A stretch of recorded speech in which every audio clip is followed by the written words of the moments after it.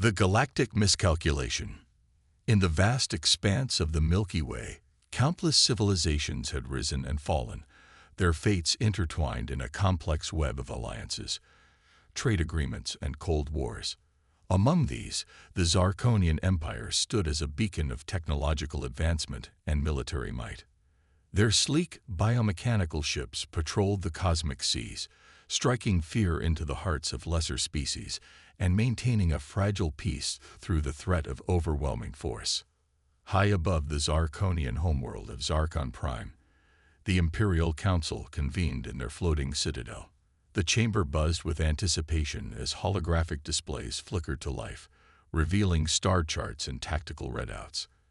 At the center of it all stood High Commander Vexera, her iridescent scales shimmering under the pale blue light of the council chamber. Esteemed members of the Imperial Council, Vexera began, her voice carrying a hint of excitement. I come before you today with a proposition that will cement our place as the undisputed rulers of this galactic arm. The councilors leaned forward, their compound eyes fixed on the High Commander. Vexera gestured, and a holographic display zoomed in on a small blue planet in an unremarkable solar system. Behold Earth, she announced. A planet teeming with resources, strategically located, and most importantly, defenseless. Murmurs rippled through the chamber. Earth was not unknown to the galactic community, but it had always been considered a backwater world, barely worth notice.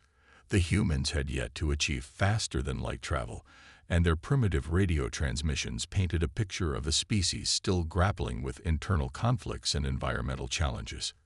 Councillor Zyktar, a venerable strategist known for his caution, raised a clawed appendage.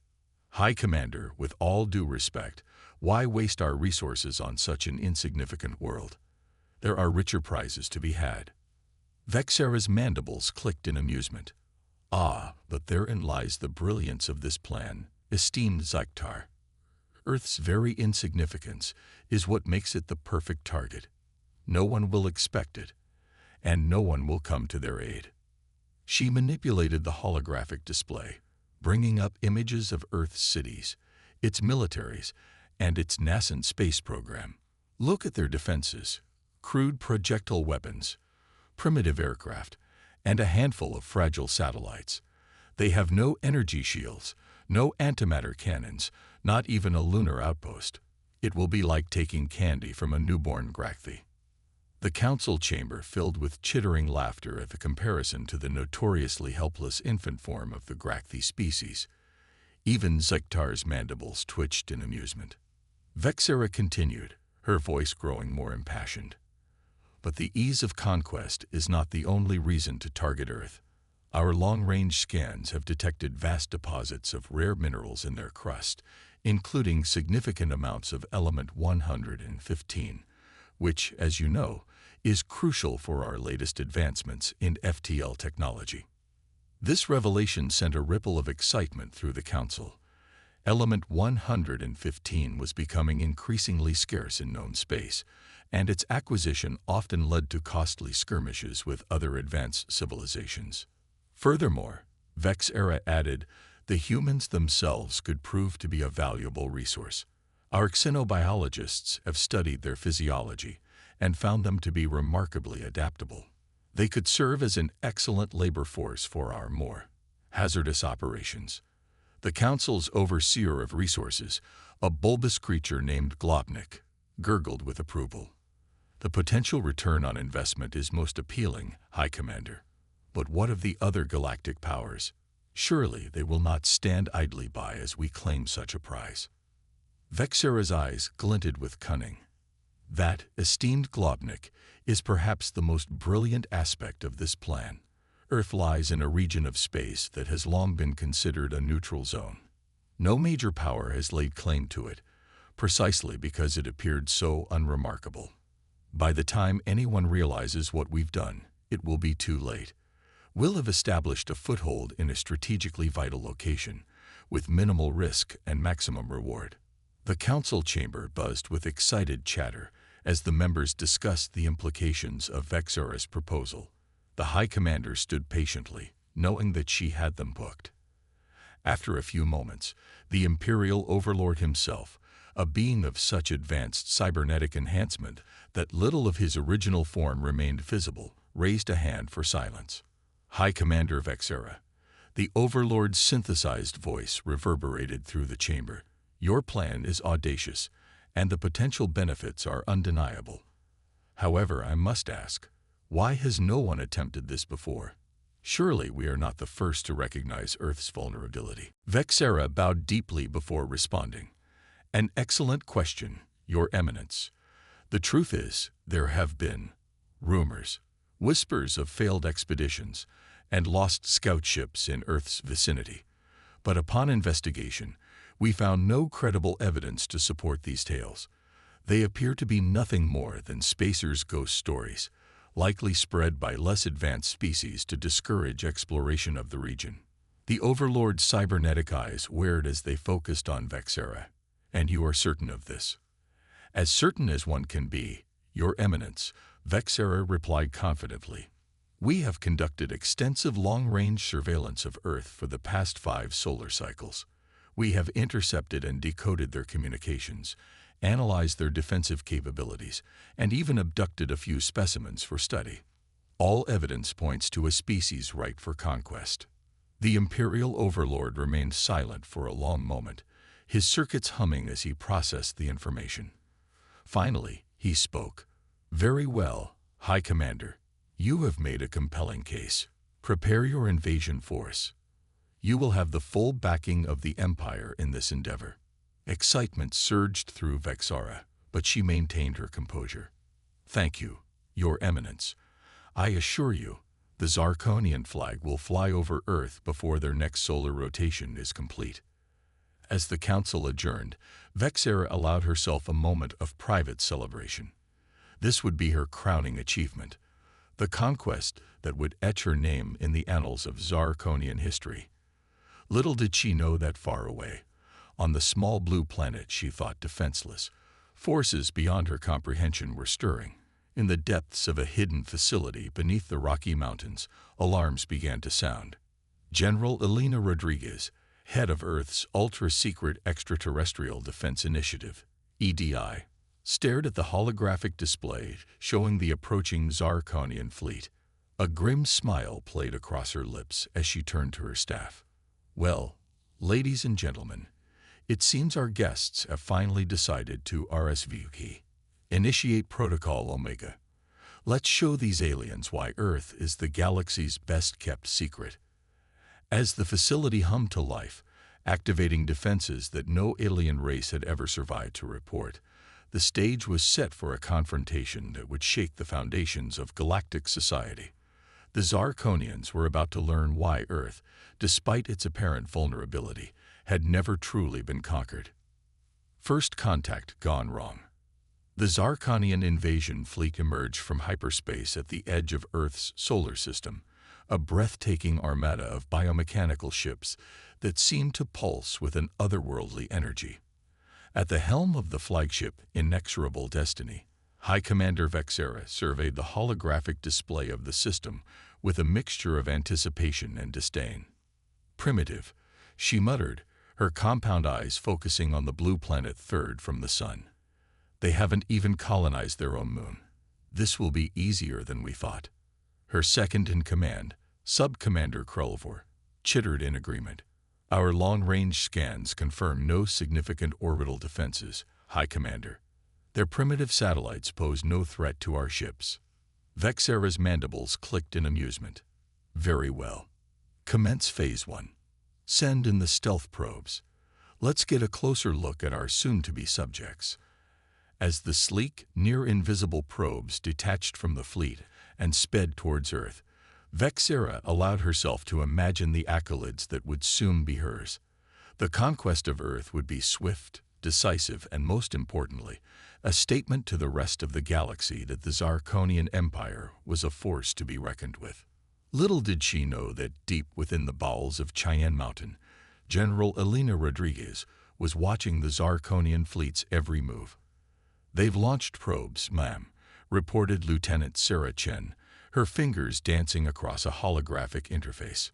Stealth tech, just as we expected. Rodriguez nodded, her face illuminated by the soft blue glow of the command center's displays. Let them come. Activate the Mirage Net, but keep our other defenses dark. We want them to think they've got the element of surprise. Across the globe, hidden quantum emitters sprang to life, weaving an intricate tapestry of false sensor readings and illusory data. To the approaching Zirconian probes, Earth would appear exactly as they expected. A vulnerable, technologically backward world ripe for conquest. Back on the inexorable destiny, Vexera reviewed the incoming data from the probes with growing confidence. Look at these pitiful excuses for cities, she scoffed, gesturing to the holographic images of Earth's urban centers. No energy shields, no anti-gravity towers. They're practically begging to be conquered. Krelvor, however, seemed less certain. High Commander, something doesn't feel right. Our intelligence suggested they had rudimentary detection capabilities, yet they've shown no sign of noticing our probes. Vexera dismissed his concerns with a wave of her clawed hand. Of course they haven't noticed, you overgrown larva. Their technology is centuries behind ours. Now prepare the first wave. I want boots on the ground within the next planetary rotation. As the Zirconian fleet moved into position, the tension in Cheyenne Mountain's command center was palpable. General Rodriguez paced back and forth, her eyes never leaving the main display. They're taking the bait, she murmured. Lieutenant Chen, status of the Artemis platforms. Chen's fingers flew across her console. All Artemis platforms are green, ma'am. Weapon systems are hot, but emitters are cold. They won't see us coming. Rodriguez allowed herself a small smile. The Artemis platforms, a network of advanced defense satellites disguised as space debris, were humanity's first line of defense against extraterrestrial threats. Powered by zero-point energy and armed with gravity weapons reverse-engineered from crashed alien ships, they were more than a match for anything the Zirconians could throw at them. Very good. Now we wait for them to make their move. They didn't have to wait long. Within hours, the Zirconian fleet began its descent into Earth's atmosphere. Hundreds of dropships, each carrying dozens of alien soldiers, streaked across the sky like meteors. Vexera watched with glee as the invasion force entered Earth's atmosphere unopposed. You see, Krelvor, no resistance, no desperate last stand. They probably think this is some sort of natural phenomenon. But as the dropships approached their designated landing zones, something unexpected happened. The sky itself seemed to come alive with light. In Cheyenne Mountain, Rodriguez barked out a single command.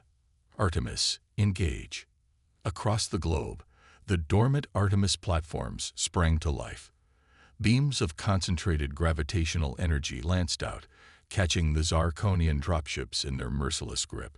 Ships that moments ago had been streaking confidently towards Earth now found themselves twisted and crushed by forces they couldn't comprehend. On the bridge of the inexorable destiny, alarms blared as tactical displays lit up with the signatures of hundreds of defense platforms that hadn't been there moments before. Impossible, Vexera screeched, her composure evaporating. Where did these defenses come from? Krelvor, report. But Krelvor was too busy trying to make sense of the cascade of data flooding their systems. High Commander, we're losing dropships at an alarming rate. These aren't primitive weapons. They're using technology that rivals or even exceeds our own. Vexera's mind raced. This wasn't supposed to happen. Earth was defenseless, primitive.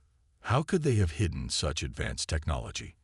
Launch the second wave, she commanded. Overwhelmed them with numbers. But as the second wave of dropships descended, they met an even more terrifying defense.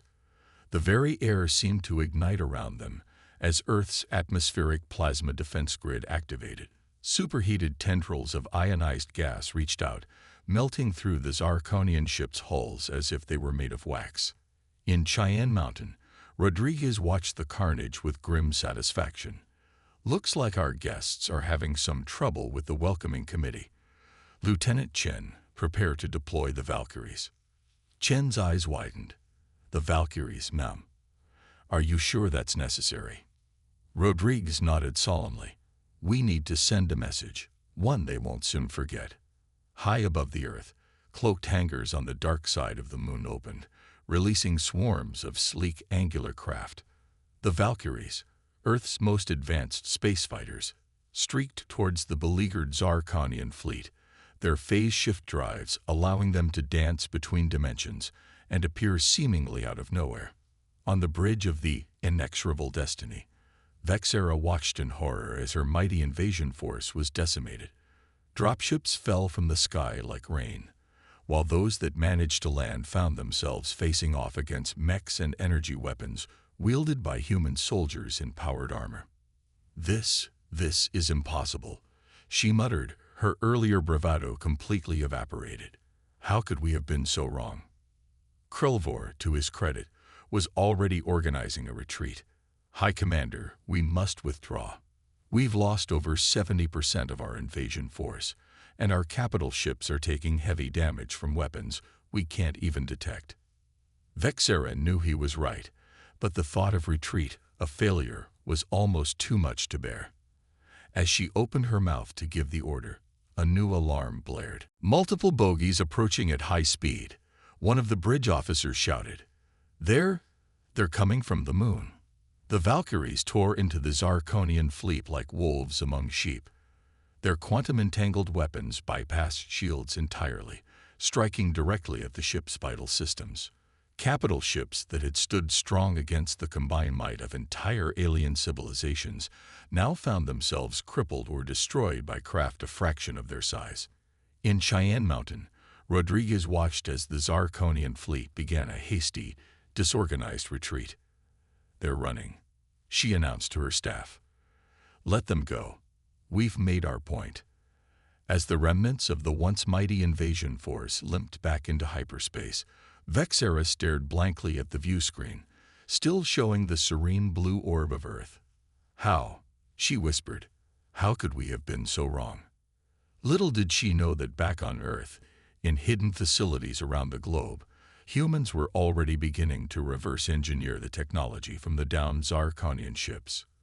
Earth's defenses, formidable as they were, would soon become even stronger. The galaxy at large was about to learn a valuable lesson. Earth was not to be trifled with, and the age of human isolation was coming to an end. The hidden history.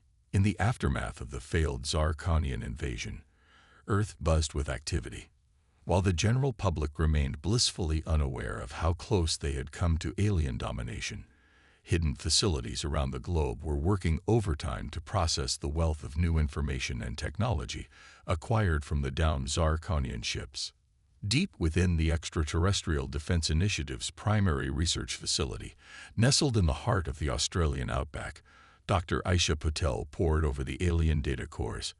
Her eyes, augmented with neural link contact lenses, flicked rapidly through streams of information that would be incomprehensible to most humans. This is incredible, she muttered to herself, her fingers dancing across holographic interfaces. Their technological base is so different from ours, yet in many ways so similar. A soft chime announced the arrival of General Rodriguez. The EDI leader strode into the lab, her face a mask of determination. Talk to me, Dr. Patel. What have we learned? Aisha turned to face the general, her eyes still flickering with data streams. It's fascinating, Elena. The Zarkonians believed they were dealing with a primitive, defenseless world. Their intelligence on us was shockingly outdated. Rodriguez nodded grimly. That was by design. Operation Smokescreen has been in effect for over a century. But I need to know, how did they find us? And why now? Aisha gestured, and a holographic star map sprang to life between them. From what I've decrypted, Earth lies in what they consider a galactic backwater. We're off the main trade routes, away from the centers of alien civilization. For most species, we simply weren't worth the effort. But something changed, Rodriguez prompted. Indeed, Aisha confirmed. Their long-range scans detected significant deposits of what they call Element 115, a super-heavy element crucial for their most advanced technologies. Apparently, it's becoming scarce in known space. Rodriguez's eyes narrowed, and suddenly, we became worth the effort. Aisha nodded, then hesitated. There's more, Elena. The Zarkonians weren't the first to try this. I found references to other attempted invasions, all repelled, all covered up. The general sighed heavily, seeming to age years in moments. I suppose it's time you knew the whole truth, Aisha. Come with me. Rodriguez led Aisha through a series of secure doors, each requiring increasingly complex biometric scans. Finally, they entered a room that hummed with power, its walls lined with technology that looked far beyond even EDI's advanced standards. Welcome, Rodriguez said, her voice tinged with both pride and solemnity, to the heart of Prometheus. Aisha gasped, her augmented eyes struggling to process what she was seeing. This isn't human technology, is it? Rodriguez shook her head. Not originally. No. What I'm about to tell you goes beyond top secret. The fate of humanity rests on this information remaining contained. The general activated a central holographic display, showing a timeline that stretched back thousands of years. Humanity has been fighting off alien incursions for millennia, Aisha. The ancient myths of gods and monsters. Many were inspired by extraterrestrial visitors, some peaceful, others not so much. Images flashed by. Ancient cave paintings depicting battles with strange creatures, medieval tapestries showing knights fighting what looked suspiciously like mechanized armor, blurry photographs from the 20th century of disc-shaped objects in the sky. But it was in 1947 that everything changed. Rodriguez continued. The Roswell incident wasn't a weather balloon, or even a single crashed ship. It was the site of our first major victory against an alien invasion force. Aisha's mind reeled. But how? We didn't have the technology. We didn't, Rodriguez agreed. But we had something that, time and time again, has proved to be humanity's greatest asset: adaptability. The holographic display shifted, showing images of early reverse-engineered alien technology. We took their weapons, their power sources, their advanced materials, and we learned. We adapted. We improved. And most importantly, we prepared for the next attack. Aisha watched in awe as the timeline progressed, showing the rapid advancement of human technology in secret. The space race, the digital revolution, all guided by what we learned, Rodriguez confirmed. We couldn't reveal the truth to the public. The panic would have torn society apart. So we fed the advances into the public sphere gradually, always staying a few steps ahead in secret. The general's face hardened. But we knew we couldn't stay hidden forever. That's why, in 2020, the Extraterrestrial Defense Initiative was formed, a global, secret organization dedicated to protecting Earth from the threats we knew were coming. Aisha's mind was spinning. The Artemis platforms, the plasma defense grid, the Valkyries. How did we keep all of this hidden? Rodriguez smiled grimly. That's where Operation Smokescreen came in. We've been actively broadcasting false information into space for decades. Outdated technology reports, fake military data, even artificially primitive communications. To any watching eyes, Earth would appear to be a backward, squabbling world barely worth notice. And the element 115? Aisha asked. A double-edged sword, Rodriguez admitted. We discovered its potential early on, but we also realized it would make us a target. We've been stockpiling it in secret, using it to power our most advanced defenses. Aisha fell silent, processing the weight of this revelation. Finally, she spoke. Why tell me all this now? Rodriguez's expression was grave. Because the game has changed, Aisha. The Zarkonians will report back to their empire. Word will spread. We may have won this battle, but the war is just beginning. She gestured to the vast array of technology surrounding them. This is why I brought you here. Project Prometheus isn't just about defense anymore. It's time for humanity to take its place on the galactic stage, on our terms. Aisha's eyes widened as she realized the implications. You're talking about expansion, Rodriguez confirmed. Exploration, maybe even preemptive strikes against those who would threaten us.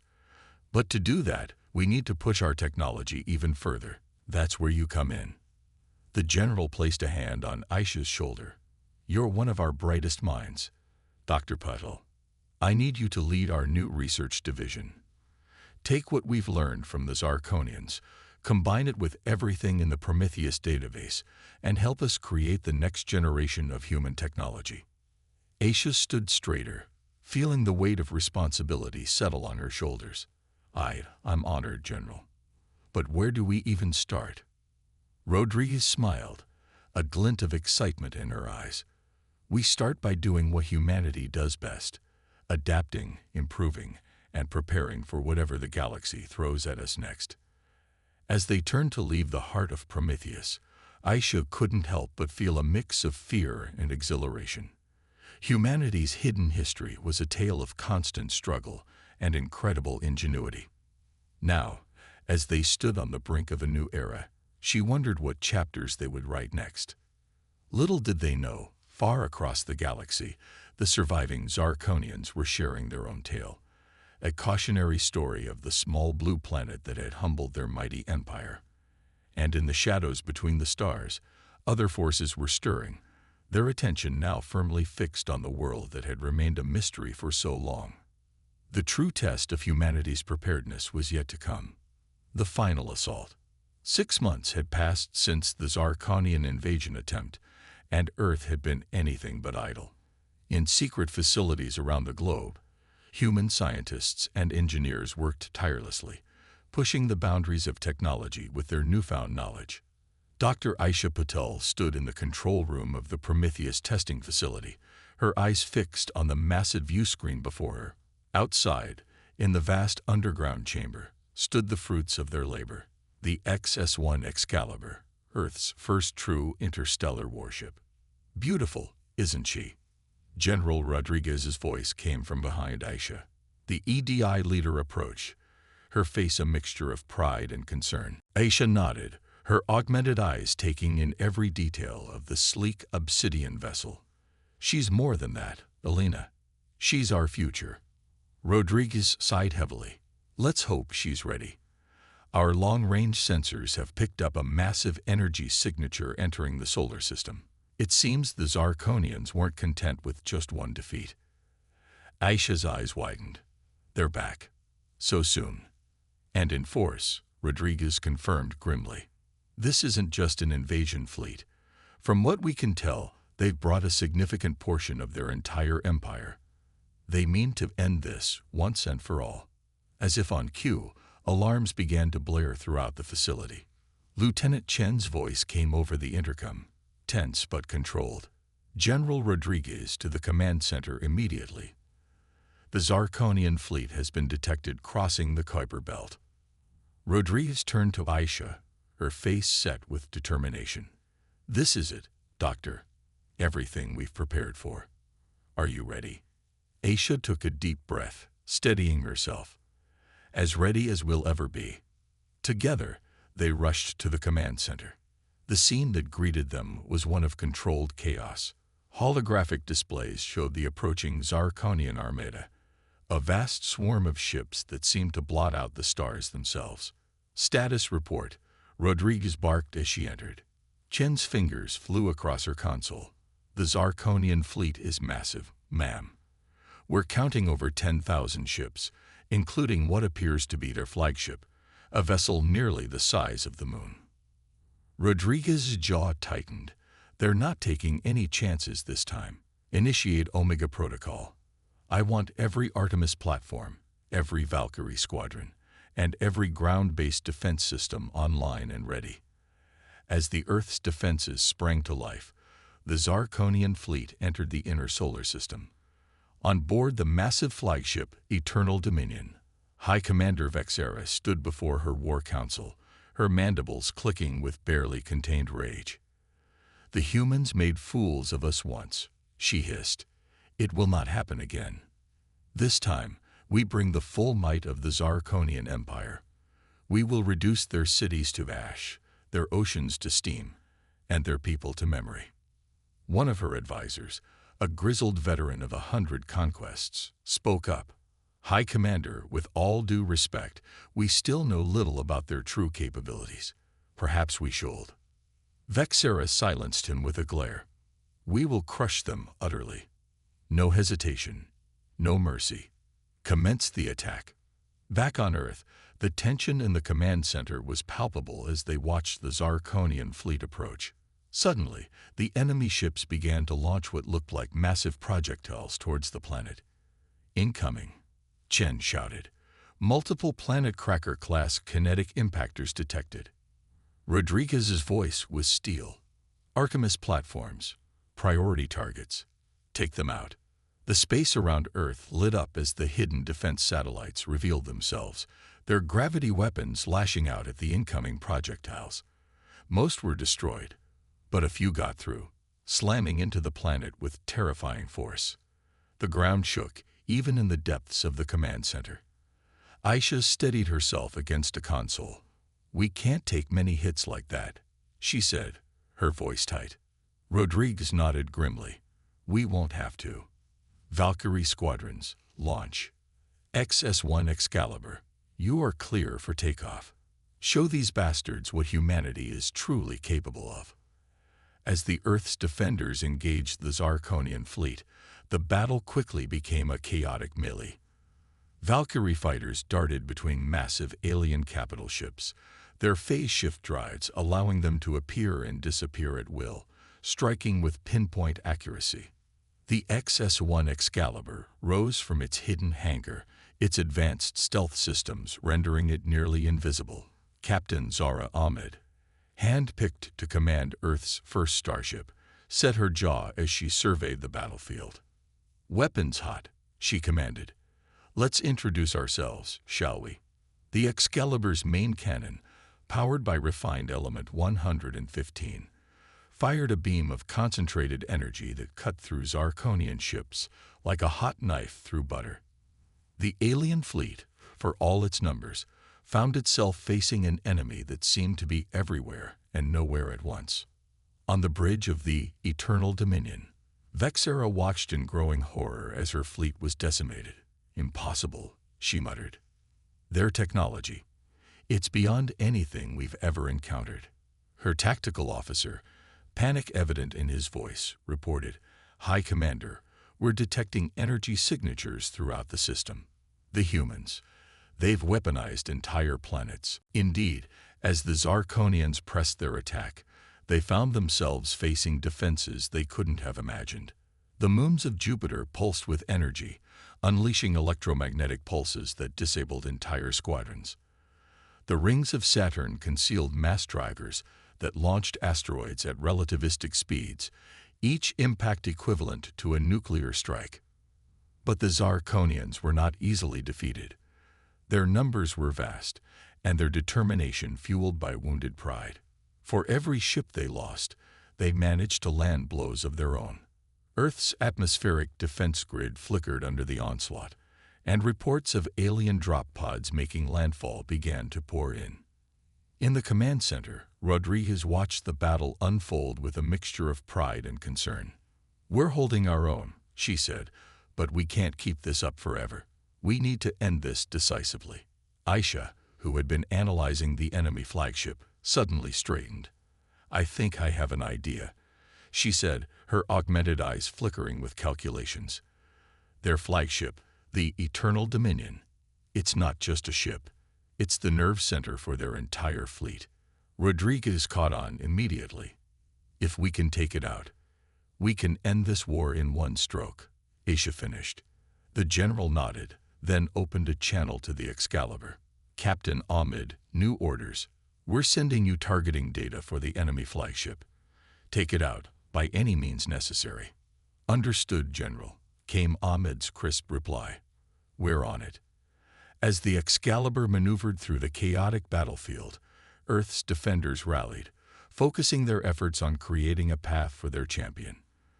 Valkyrie squadrons flew suicide runs to draw fire away from the stealth ship, while the Artemis platforms concentrated their fire on any Zarkonian vessel that strayed too close. On board the Eternal Dominion, Vexera was beginning to realize the magnitude of her mistake. "Prepare for emergency hyperspace jump," she commanded. "We must regroup and—" Her words were cut short as the ship rocked violently. Alarms blared as the tactical officer shouted, "Unknown vessel detected. It's fired some kind of—" Oh, gods of Zarkon! The Excalibur's main cannon, powered by the combined genius of human and reverse-engineered alien technology, fired a beam of such intense energy that it bypassed the Eternal Dominion's shields entirely. The massive flagship's hull began to buckle and tear, secondary explosions rippling along its length. Vexera, watching her empire's greatest achievement crumble around her, could only stare in disbelief. "How?" she whispered. "How could they have advanced so quickly?" As the Eternal Dominion broke apart, its destruction visible even from Earth's surface, the remaining Zarkonian fleet fell into disarray. Without the centralized command of their flagship, individual ship captains began to retreat, jumping to hyperspace in a desperate bid to escape. In the command center, a cheer went up as they watched the enemy fleet scatter. Rodriguez allowed herself a small smile before turning to Aisha. "It's not over yet," she said soberly, "but we've bought ourselves some time. And we've sent a message to the galaxy at large." Aisha nodded, her mind already racing with the possibilities this victory presented. "We've done more than that, Alina. We've changed everything. Humanity is ready to take its place among the stars."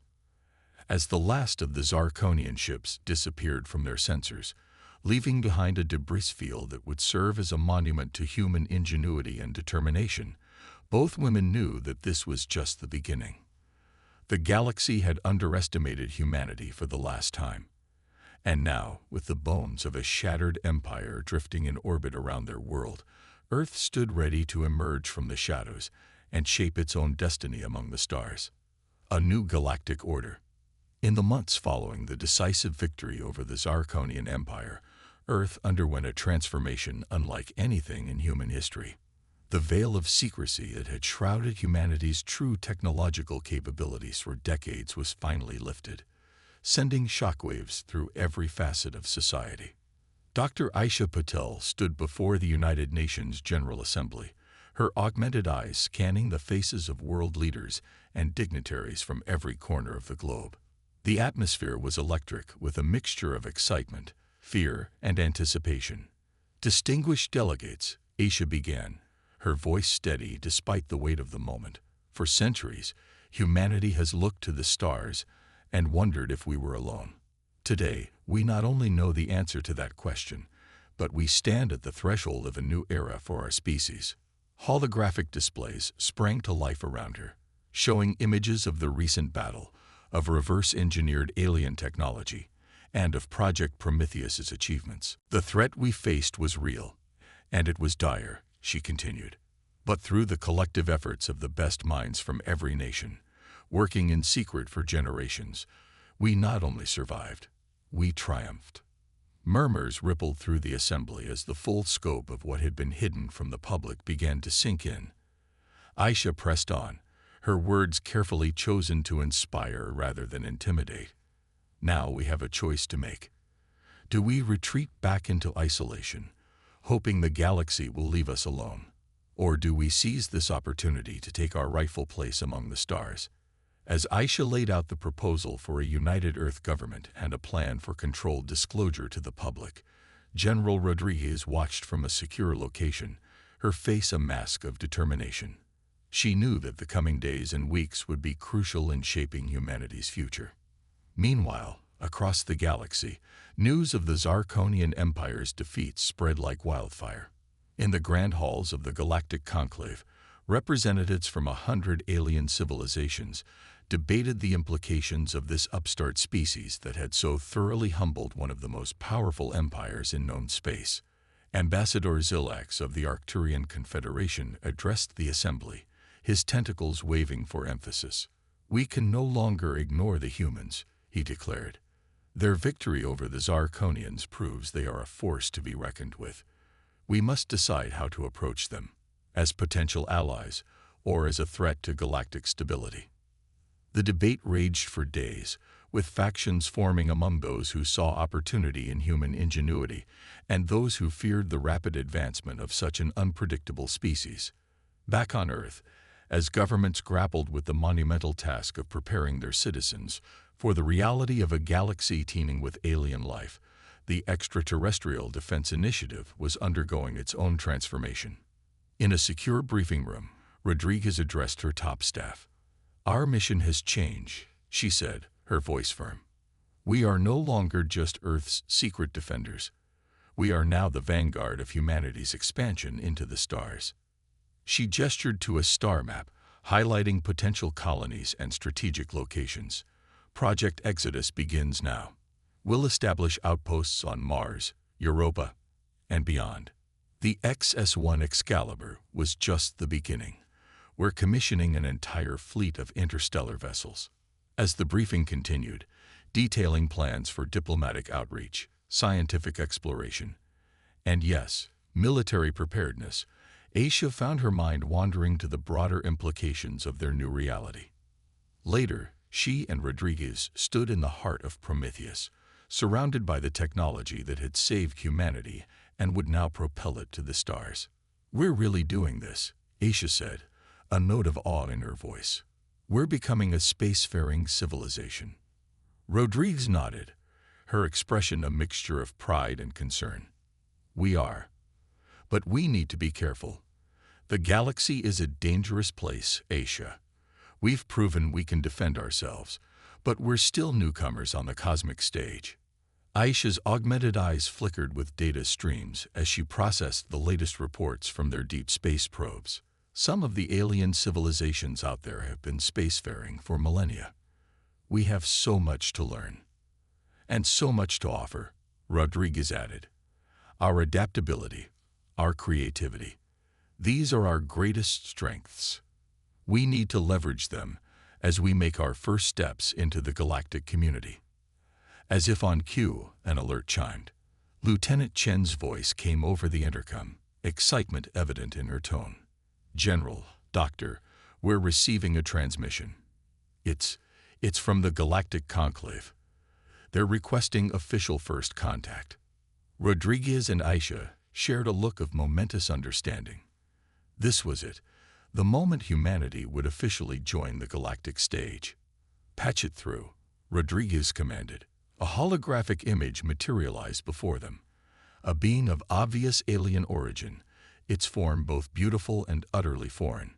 "Greetings, people of Earth," the alien ambassador began, its voice translated by advanced software. "On behalf of the Galactic Conclave, we extend an invitation for dialogue and mutual understanding." As Rodriguez stepped forward to respond, Aisha felt a swell of emotion. This was more than just first contact. It was the culmination of humanity's long, secret struggle and the beginning of a new chapter in their history. In the days and weeks that followed, Earth became a hub of activity. Diplomatic delegations from across the galaxy arrived, each eager to establish relations with the species that had so thoroughly upset the galactic status quo. Human scientists worked alongside alien counterparts, exchanging knowledge and pushing the boundaries of what was thought possible. The reverse engineering projects that had been Earth's secret advantage for so long now became collaborative efforts, leading to breakthroughs that benefited all species. But it wasn't all smooth sailing. Some alien factions viewed humanity's rapid rise with suspicion and fear. There were skirmishes on the fringes of human-controlled space, tense diplomatic standoffs, and the constant threat of those who would seek to subjugate or destroy the newcomers to galactic politics. Through it all, humanity's spirit of adaptability and determination shone through. Earth's first extrasolar colony was established within a year, a testament to the incredible pace of human advancement, now that the shackles of secrecy had been removed. 5 years after the Zarkonian invasion, Aisha found herself standing on the observation deck of Harmony Station, the massive space habitat that served as neutral ground for galactic diplomacy. Earth gleamed like a jewel in the distance, while ships of 100 alien designs docked and departed in a constant dance of interstellar commerce and cooperation. Rodriguez joined her, the years having added a few more gray hairs, but done nothing to dim the fire in her eyes. "Did you ever imagine we'd come this far, this fast?" she asked. Aisha shook her head, smiling. "Never. But that's always been humanity's gift, hasn't it? Exceeding expectations, even our own." As they watched a sleek ship of obvious human design prepare to depart on a mission of exploration to uncharted space, both women felt a sense of pride and purpose. Humanity had faced its trial by fire and emerged stronger than ever. The galaxy had underestimated Earth, seen it as an easy target or an insignificant backwater. Now it was a rising power, a force for innovation and change in a cosmic order that had grown stagnant. The road ahead would not be easy. There would be challenges, conflicts, and hard choices to make. But as Aisha and Rodriguez looked out at the star-studded expanse before them, they knew one thing for certain. Humanity was ready. Ready to face whatever the universe might throw at them. Ready to learn, to grow, and to take their place among the stars. The age of Earth's isolation was over. The era of human ascendancy had begun. And the galaxy would never be the same again.